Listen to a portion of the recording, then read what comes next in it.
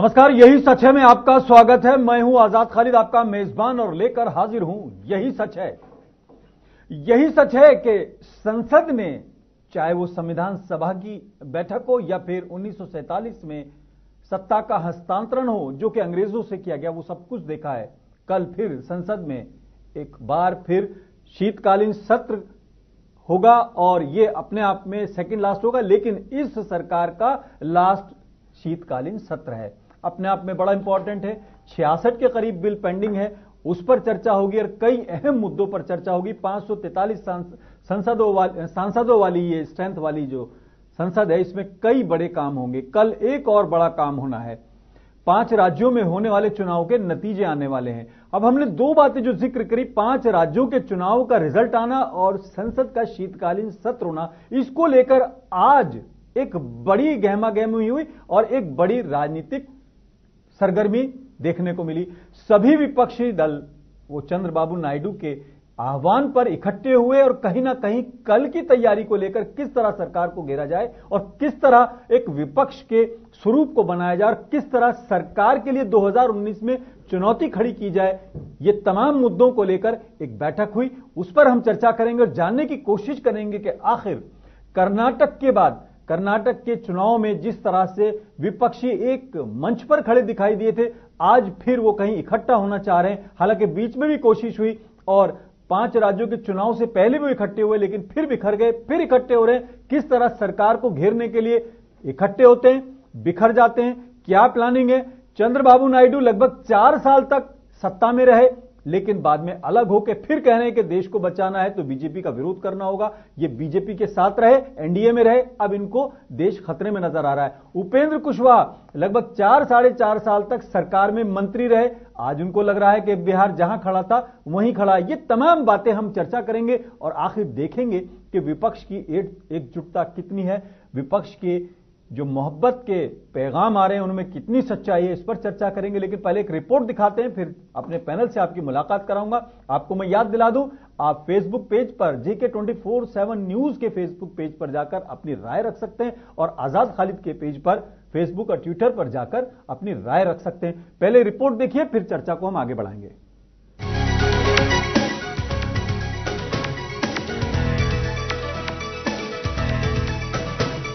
मंगलवार यानी 11 दिसंबर यानी कि चुनाव के परिणाम आने हैं। और एक और चीज है, संसद के शीतकालीन सत्र की शुरुआत हो रही है। सत्र से पहले केंद्र सरकार ने आज दिल्ली में सर्वदलीय बैठक बुलाई। इस बैठक में प्रधानमंत्री नरेंद्र मोदी और केंद्रीय मंत्री भी शामिल रहे। इसके अलावा विपक्षी पार्टी के बड़े नेता भी इस बैठक में शामिल हुए। संसद का सत्र हंगामेदार होने की संभावना है। विपक्ष मोदी सरकार को तमाम मुद्दों पर घेरेगी। इसके लिए विपक्ष ने दोपहर को दिल्ली विपक्षी नेताओं की बैठक बुलाई। इन मुद्दों पर केंद्र को घेरेगा विपक्ष। राफेल डील, ईवीएम, महिलाओं की सुरक्षा, जांच एजेंसियों का दुरुपयोग, महंगाई, पेट्रोल के दाम, आरबीआई की स्वायत्तता खत्म करने का मुद्दा, सत्र के दौरान लोकसभा में पेश होने वाले नए विधेयक, 3 तलाक संबंधित विधेयक, कंपनी संशोधन विधेयक, भारतीय चिकित्सा परिषद संशोधन विधेयक, भारतीय औषधि प्रणाली के लिए राष्ट्रीय आयोग संशोधित विधेयक, राष्ट्रीय होम्योपैथी आयोग विधेयक, राष्ट्रीय योग और प्राकृतिक चिकित्सा आयोग विधेयक, राष्ट्रीय विमान संशोधन विधेयक, जलियांवाला बाग राष्ट्रीय स्मारक संशोधन विधेयक, सूचना प्रौद्योगिकी संशोधन विधेयक, राष्ट्रीय जांच एजेंसी संशोधन विधेयक, गैर कानूनी गतिविधि रोकथाम संशोधन विधेयक, बांध सुरक्षा विधेयक, NCERT विधेयक। चुनावी मौसम के बीच जहां एक और चुनावों के नतीजे कल आएंगे, तो दूसरी ओर शीतकालीन सत्र में विपक्ष मुद्दे को लेकर तैयार है और पक्ष अपने विधेयक। देखना यह होगा कैसा रहेगा यह शीतकालीन सत्र।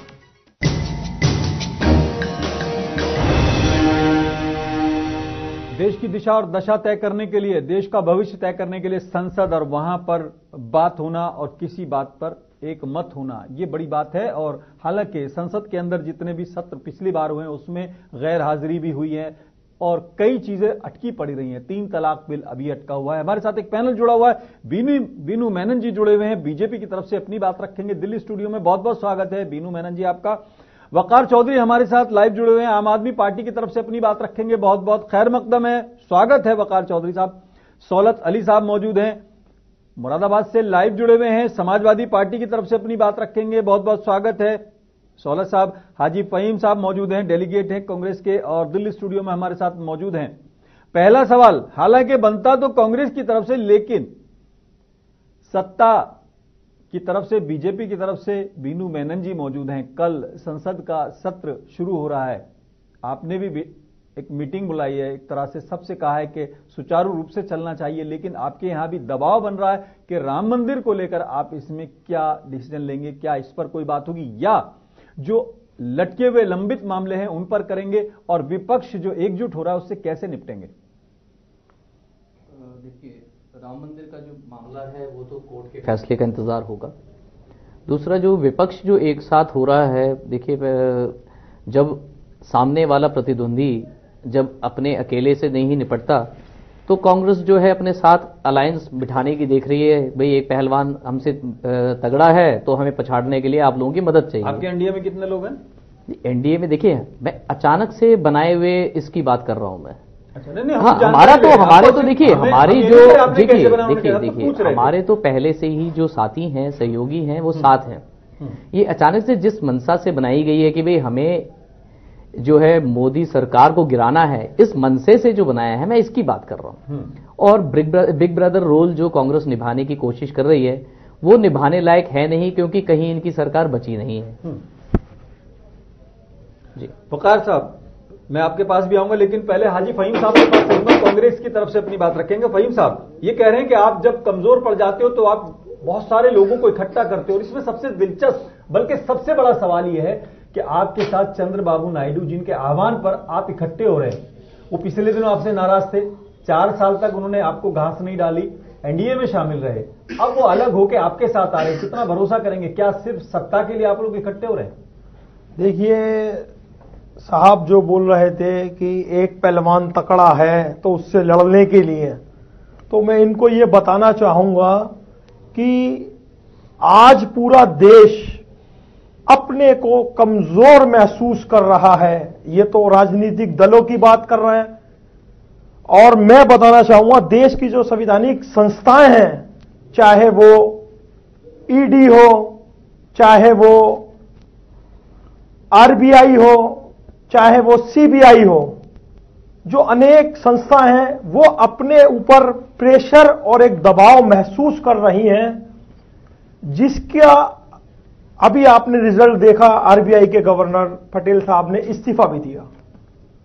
तो कहीं ना कहीं बीजेपी की जो सरकार है वो दबाव बनाकर इन संस्थाओं को गलत तरीके से इस्तेमाल करने के सवाल ये है। चलिए, आपके पास लगी हुई है, मुद्दा आपके पास बड़ा हो गया, चलिए आपकी बात मान लेते हैं, लेकिन आपके विपक्ष में आरबीआई के गवर्नर मायावती आपके साथ थी, वो आपके साथ मध्य प्रदेश में अलग हो गई, छिटक गई। अखिलेश यादव आपके साथ दिखाई दे रहे थे, वो छिटक गए। चंद्रबाबू नायडू जो 4 साल तक आपको पूछते नहीं है, वो आपके साथ खड़े। ये गठबंधन आज चंद्रबाबू नायडू जी नहीं, देश का हर एक वर्ग, गरीब, मजदूर, किसान, युवा, व्यापारी वर्ग, हिंदू, मुसलमान, सभी धर्म, सभी जाति के लोग माननीय राहुल जी की आदत में एक इकट्ठा होने जा रहे हैं। अभी तो आप ये देख रहे हैं दल सब लोग ये मान चुके हैं कि राहुल गांधी पीएम होंगे, क्योंकि आपने सीडब्ल्यूसी में तो कह दिया था। सर मेरी बात सुनिए, इस पे एक मत है लोग। सर ये मेरी बात सुनिए, ये जो देश के एमपी जीत कर आएंगे, जिन्हें जनता जिताकर भेजेगी, ये वो तय करेंगे कि जो देश का प्रधानमंत्री कौन बनेगा। कम से कम ठीक है, ऐसा प्रधानमंत्री तो नहीं बनेगा ठीक है जैसा अब प्रधानमंत्री कर रहा है, ताकत का इस्तेमाल गलत कर रहे हैं। सौलत साहब, मैं वकार भाई के पास जाने से पहले मैं आपके पास आना चाहता हूं। सौलत साहब, आप पिछले दिनों विधानसभा चुनाव मिलके लड़े, बीच में भी आपके काफी पींगे वींगे बढ़ी, काफी प्रेम प्रसंग चले, लेकिन बाद में आपकी फिर दूरी हो गई, अब फिर इकट्ठा हो रहे, आज आप दिखाई भी नहीं दिए उसमें। तो क्या ये जो गठबंधन है ये कुछ आपको मजबूत लग रहा है? जिस तरह आप कह रहे हैं कि हम उखाड़ के फेंक देंगे, किस दम पे उखाड़ के फेंकेंगे? देखिए आजाद साहब, अभी तो गठबंधन का सिलसिला शुरू हुआ है, अभी गठबंधन हुआ नहीं है। हम भी इस पक्ष में हैं कि एक मजबूत गठबंधन होना चाहिए। मौजूदा सरकार और पिछले कई महीने से शुरू है, आप भूल रहे हैं, बल्कि कई साल से। कभी वो तीसरा मोर्चा, थर्ड फ्रंट और बहुत से नाम उसके नए नए आ जाते हैं, लेकिन वो पैकिंग ऊपर बदल देते हैं आप लोग, अंदर माल वही रहता है। शुरू है, लेकिन वो आपने अभी खुद ही फरमाया कि जब स्टेट के चुनाव हुए तो उसमें वो चीज खत्म हो गई और सब अपने अपना चुनाव अपने अपने ढंग से लड़ रहे हैं। तो वो गठबंधन की बात कहां हो पाई उस वक्त में? तो अभी इसको मैच्योर रूप नहीं दिया गया है, अभी इस पे कोई यकीनी बात नहीं की जा सकती। गठबंधन बन जाएगा। तो ये जो आज जो इकट्ठे हुए, इसका मकसद क्या है? ये सब लोग इकट्ठे हुए, चंद्रबाबू नायडू ने सबको बुलाया, ममता बनर्जी और तमाम लोग, फारूक अब्दुल्ला, ये वो, क्या ये गठबंधन से क्या शो करना चाहते हैं? आप आने वाले जो कल रिजल्ट हैं उसको तय कर रहे हैं, या जो लोकसभा में अब शीतकालीन सत्र है इसमें सरकार को घेरेंगे, या आगे इसको विपक्ष का कोई रूप देना चाहते हैं, 2019 की तैयारी के तौर पर कर रहे हैं आप? यकीनन दोनों ही बातों पर गौर किया गया होगा। कल से पार्लियामेंट सत्र शुरू हो रहा है, 66 बिल पेंडिंग हैं और क्या क्या नए वो आएंगे, तो उनको भी फेस करना है। तो अगर गठबंधन नहीं होगा, विपक्ष इकट्ठा नहीं होगा, एक नहीं होगा, तो उसका जवाब कैसे दिया जा सकता है? वकार साहब, ये 2014 के जब नतीजे आए थे तो वो उस तरह की बात हुई थी कि इस दिल के टुकड़े 1000 हुए, कोई यहां गिरा कोई वहां गिरा। आपकी सभी पार्टियों के किसी के 5 आए, किसी के 2 आए। सबसे बड़ी पार्टी के तौर पर कांग्रेस आई 44, लेकिन इतने नंबर नहीं थे कि उसे विपक्ष की भूमिका निभाने के लिए जो संवैधानिक नंबर्स हैं वो उसे मिल पाए। इतना बिखरा हुआ विपक्ष बार बार इकट्ठा होना चाहता है, बार बार इकट्ठा होकर वो एक झोपड़ा सा खड़ा करना चाहता है, फिर वो बिखर जाता है। क्या अब इस कोशिश को यह माना जाए कि 2019 के लिए विपक्ष का ये फाइनल है, सेमीफाइनल है? देखिए खालिद साहब, पहले मैं बताऊं ये विपक्ष बनने की जरूरत क्यों पड़ रही है, क्यों सब तो आप भी दिख रहे थे परेशान है। आज देखिए 44 पार्टियों की ये एनडीए सरकार चल रही थी, जो 44 दलों को साथ लेके चल रही थी, लेकिन आज देखें आज की करंट स्थिति देख के 11 दल यानी 11 पार्टियां एनडीए से अलग हो गई हैं। उनसे वो ऊब गई हैं, क्योंकि माननीय मोदी जी जब आए थे तो उन्होंने अलग अलग वादे किए थे। आज हम सुबह का ही वाकया ले, उपेंद्र कुशवाहा जो एक बहुत मजबूत नेता है बिहार के, वो इनके एनडीए से अलग हो जाते हैं। उससे पहले महबूबा मुफ्ती, चंद्रबाबू नायडू, तमाम बहुत सारे नाम ऐसे हैं, लगभग 11 से 12 दल इनसे अलग हो चुके हैं। तो माननीय मोदी जी जो एक सरूफा लेकर आए थे, डुगडुगी बजा के एक जादूगरी वाली प्रोपेगेंडा फैलाकर यहाँ सत्ता में आए थे, उसकी हवा निकल चुकी है और वो खुश हो चुकी है।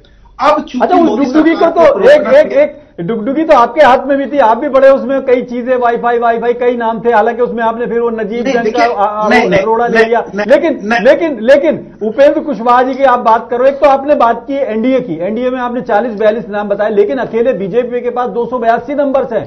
ये बड़प्पन देखिए, इतनी नंबर ऑफ सीट होने के बावजूद उन्होंने सबको प्रतिनिधित्व किया। एक बात, जिन लोगों पे आप भरोसा कर रहे हैं, चाहे वो चंद्रबाबू नायडू हो, चाहे कुशवाहा 4-4.5 साल तक सत्ता में रहे, मंत्री बन के रहे, आज उन्हें लग रहा है कि बिहार जहां खड़ा था वहीं खड़ा। उन्हें अचानक कैसे खबर लग गई? खुद जब मंत्री थे, तमाम सरकार में शामिल थे, उन्हें अचानक रातों रात इल्हाम हुआ, आकाशवाणी हुई, क्या हुआ कि बिहार जहां खड़ा था वहीं खड़ा है। क्या ऐसे लोग आपके गठबंधन में भरोसे के लायक हैं? सवाल मेरा ये, ऐसे लोग आपके गठबंधन में भरोसे के लायक हैं? देखिए गठबंधन अभी बना नहीं है, ये सिर्फ सत्ता का वो है। बातचीत शुरुआत हुई थी, नहीं एक औपचारिक बातचीत शुरू हुई थी, और उसमें अगर एक विचारधारा के लोग एक जगह इकट्ठे होते हैं तो मैं नहीं समझता कि वो कहीं गलत है। ठीक है, या उसमें क्या होता है। अब रही उपेंद्र कुशवाहा, देखिए वो ऐसा नहीं है, जब से वो एनडीए ने सरकार बनाई नीतीश कुमार को लालू प्रसाद यादव से अलग करके, तब से वो गठबंधन में घुटन महसूस कर रहे थे। अच्छा वकार साहब, मैं एक सेकंड रोकूंगा बस आपको, उनकी घुटन को और मैं एक्सप्लेन कर दूं। 5 साल के लिए चुने जाते हैं, 4-4.5 साल तक वो घुटन महसूस करते रहे, लेकिन बने वहीं रहे। ये कैसी घुटन है? खैर चलते हैं हम अपने वीनू मेनन जी के पास। वीनू जी, ऐसी कौन सी घुटन थी ये आपने सारे लोगों को तंग कर रखा है। उपेंद्र कुशवाहा आपसे नाराज होकर आज चले गए, मंत्री पद छोड़ गए, आप देखिए मंत्रिमंडल से बाहर हो गए, इतना बड़ा पोस्ट उन्होंने छोड़ दिया। शिवसेना आप पे सवाल कर रही है, पीडीपी से आपकी रिश्तेदारी खत्म हो गई। ये क्या, क्यों ऐसा हो रहा है कि आपसे लोग नाराज हो के बाहर जा रहे हैं? देखिए, मैं पहले इन सब चंद्रबाबू नायडू को भी याद रखना, वो भी रहे थे आपके साथ। पैनलिस्ट जितने जो बता रहे थे मैं उसका थोड़ा जवाब देना चाहूंगा। नहीं, जनता के सवालों का जवाब दीजिए, ये तो करते रहेंगे, ये तो आपका गेम है। ये तो आप सभी पॉलिटिकल पार्टियों की नूरा कुश्ती है, एक दूसरे के सवाल में उलझा देते हैं। जनता ये जानना चाहती है कि आखिर आप जो 40-42 लोगों के साथ इकट्ठे हुए, फिर वो छिटक के जा रहे, क्या क्यों कर रहे हो ऐसा?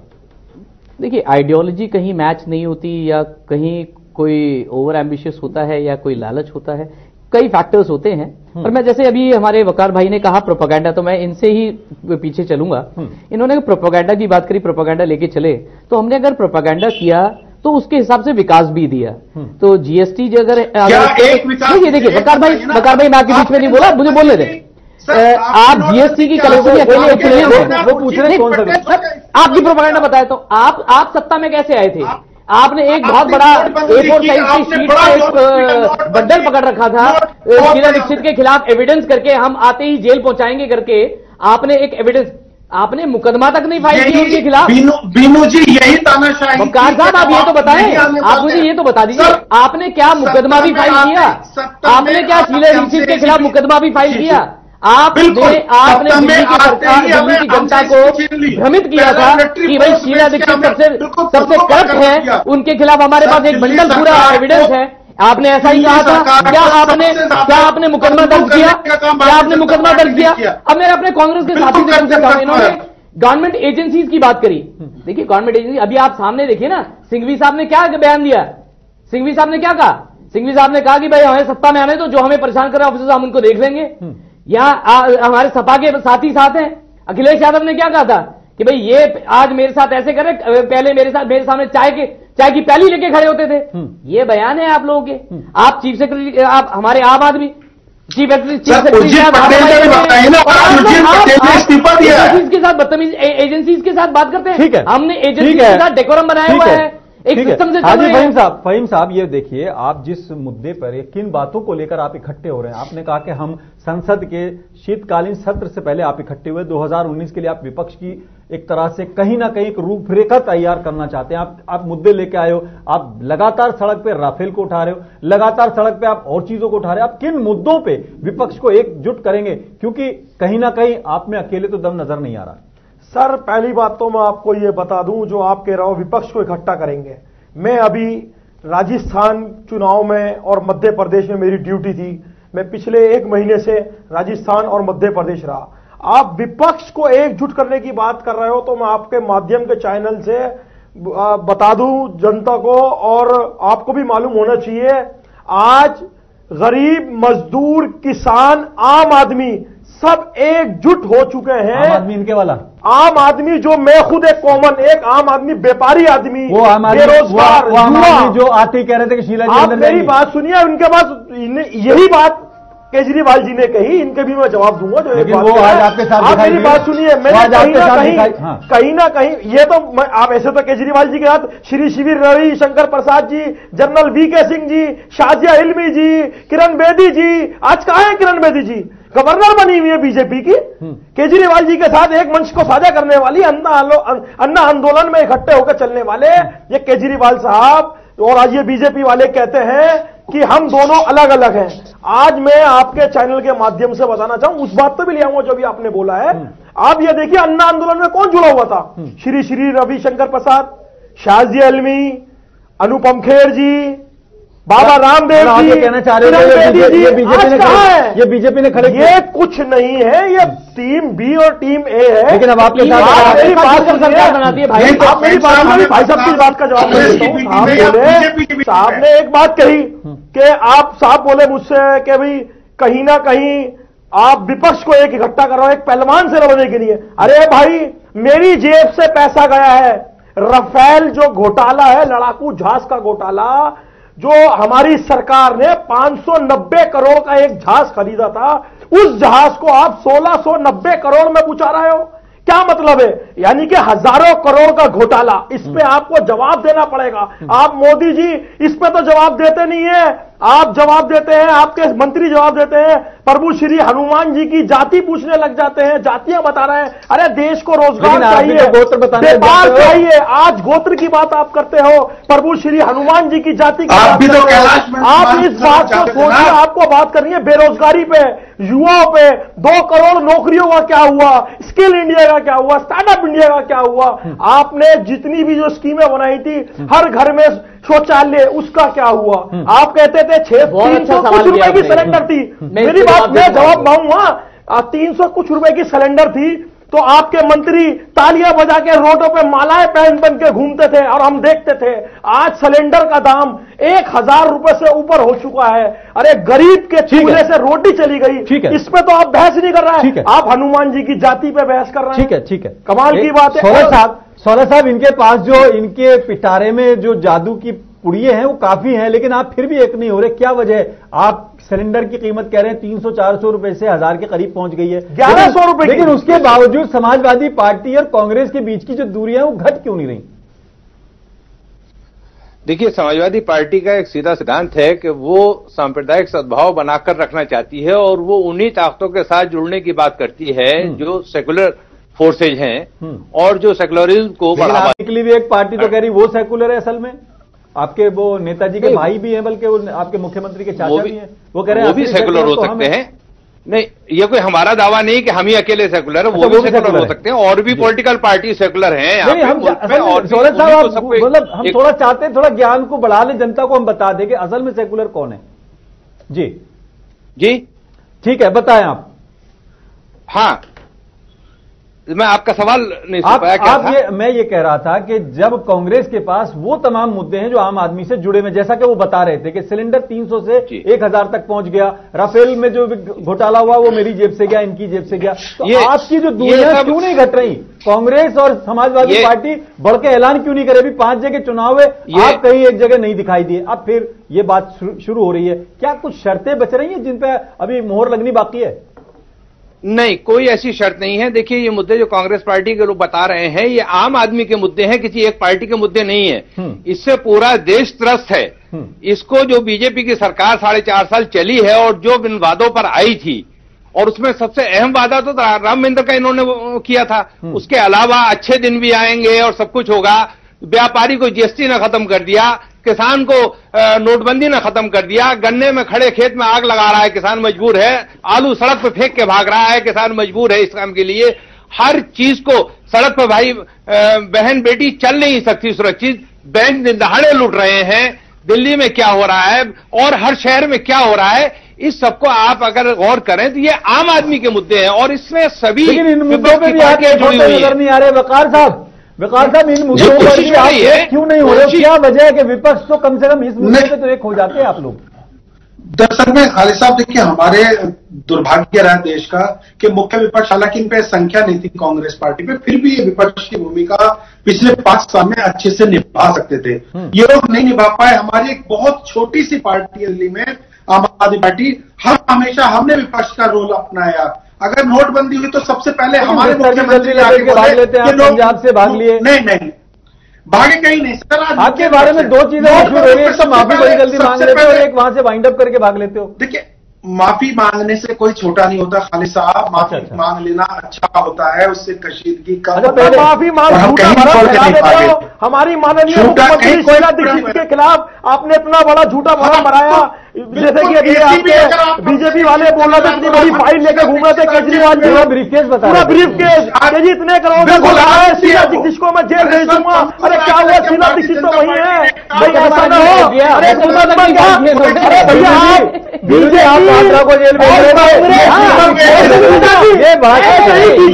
बीजेपी ने कहा था 2G घोटाला, माननीय 5 राज्यों से देश को गुमराह करने का काम ये जो लोग कर रहे हैं, झूठ बोलकर सत्ता पाने का काम। इसी तरीके से केजरीवाल जी ने दिल्ली में कहा कि मैं वाईफाई फ्री दूंगा, मैं बिजली हाफ पानी दूंगा, बुजुर्ग विकलांग विधवा पेंशन 2 साल आपने बंद रखी। माननीय मुख्यमंत्री शीला दीक्षित जी 1500 रुपया प्रति व्यक्ति को देते थे, बुजुर्ग विकलांग विधवा को आपने 2 साल तक वो पेंशन बंद करी। 500 कुछ करोड़ रुपए का बजट था कांग्रेस सरकार का, और 8 का बजट सिर्फ 26 करोड़ का बजट था। आपने 500 कुछ करोड़ रुपए का बजट बना दिया 8 का। आपको भी सोचना चाहिए। एक सवाल करिए, पंजाब में अपने चुनाव के एड में इस्तेमाल साहब, एक सवाल ले लेते हैं। दिल्ली के अंदर 3 जगह की जो स्वास्थ्य सेवाएं दी जाती हैं, केंद्र सरकार की भी है और दिल्ली सरकार की भी है, एमसीडी और एमसीडी की भी है। उसके बावजूद बुखार से भी लोग मर रहे हैं और अभी डेंगू से भी 2-3 दिन पहले 3-4 लोगों की मौत हो गई है। लोग देखिए, आप इकट्ठे हो जाएं, राफेल पे इकट्ठे हो जाएं, सीटों के बंटवारे पे इकट्ठे हो जाएं, लेकिन जिंदगियों पे कब इकट्ठे होंगे लोगों की? वकार साहब। नहीं, देखिए, बिल्कुल खालिद साहब, हमारी अगर सरकार के किसी भी अस्पताल में जाके देखेंगे, वर्ल्ड क्लास एमिनिटीज हम लोग दे रहे हैं। सरकारी अस्पताल में आज जाइए, वर्ल्ड क्लास की सर्विसेज मिल रही है उनको, दवाई हो या हर चीज। अरे भैया, मेरे पुरानी दिल्ली से आता हूँ, हिंदुराव हॉस्पिटल है मेरे घर के पास, हिंदुराव हॉस्पिटल है, महीनों दवाई नहीं मिली। अभी डेंगू जो फैला था, गंदगी की वजह से दवाई नहीं मिली। मेरे घर के बिल्कुल बराबर में हिंदुराव हॉस्पिटल है। आप आके तो देखिए, बाहर निकलिए। आरोप प्रत्यारोप, ऐसी रूम से बाहर कहां निकलते हैं? जवाब दे। आपका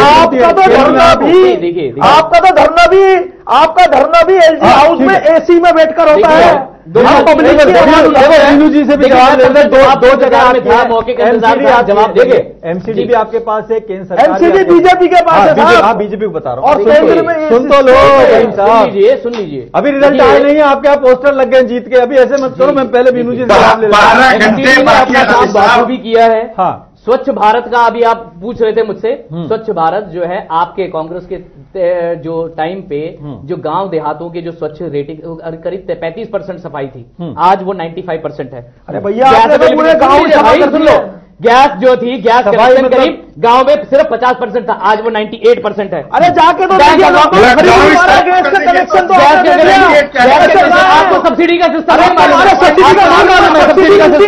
इलेक्ट्रिसिटी, अरे बिजली, लोकपाल 70 साल में बिजली हमने 99% चाहिए, 5 लाख कुछ हजार 95% कांग्रेस जीत गई। आपने क्या किया इतने साल में? सर्वे देखिए, आप कह रहे हो सिलेंडर सिलेंडर कहा दिया? आप गरीबों की बात कर रहे हैं, आप गरीबों की बात कर रहे हैं। आप क्या रिपोर्ट बोल रहे हैं? जो पार्टी के दामाद है, 70 हेक्टेयर लैंड 70 हेक्टेयर लैंड 70 अरे 4 लाख में ले लिया। अरे 4 साल में क्या करा? 2 साल में आप अरेस्ट करते हैं रोहन बाबा जी को। ये सवाल बड़ा है, ये सवाल बड़ा है, एक सेकंड। क्या किया? अरे तो अरेस्ट कीजिए, आपके पास सबूत है। क्या कहा है? अरे भाई साहब, क्लीन चिट में नहीं है, क्लीन चिट के खिलाफ चार्जशीट होगी। अरे आप देखना क्लीन चिट में आप सीबीआई का दुरुपयोग कर रहे हैं। बीनू मेनन और भाई साहब,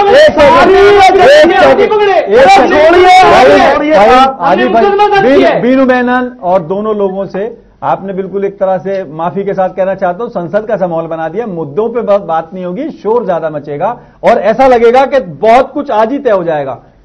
लेकिन सच्चाई यह है कि जनता को जो मिलता है वो सबको मालूम है क्या मिलता है। चाहे वो वाड्रा का मामला हो, चाहे शीला दीक्षित का मामला हो, चाहे कोई और मामला हो, या वादे वईद हो, चाहे वो आम आदमी पार्टी की घोषणाएं हो, या फिर कहीं ना कहीं कांग्रेस का वो गठबंधन। लेकिन कल के हवाले से जिस खबर पे हम बात कर रहे थे, चंद्रबाबू नायडू सबको इकट्ठा कर रहे हैं, लेकिन 4 साल तक सरकार में रहे। अगर बात करें ये विपक्ष की एकजुटता की कितनी साबित होगी, ये कल के बाद पता लगेगा। लेकिन 2019 की तैयारी लगभग शुरू हो चुकी है और कल 5 राज्यों के चुनाव के नतीजे भी आएंगे। यही सच है। मैं आज फिलहाल इतना ही, अपने मेजबान आजाद खालिद को इजाजत दें।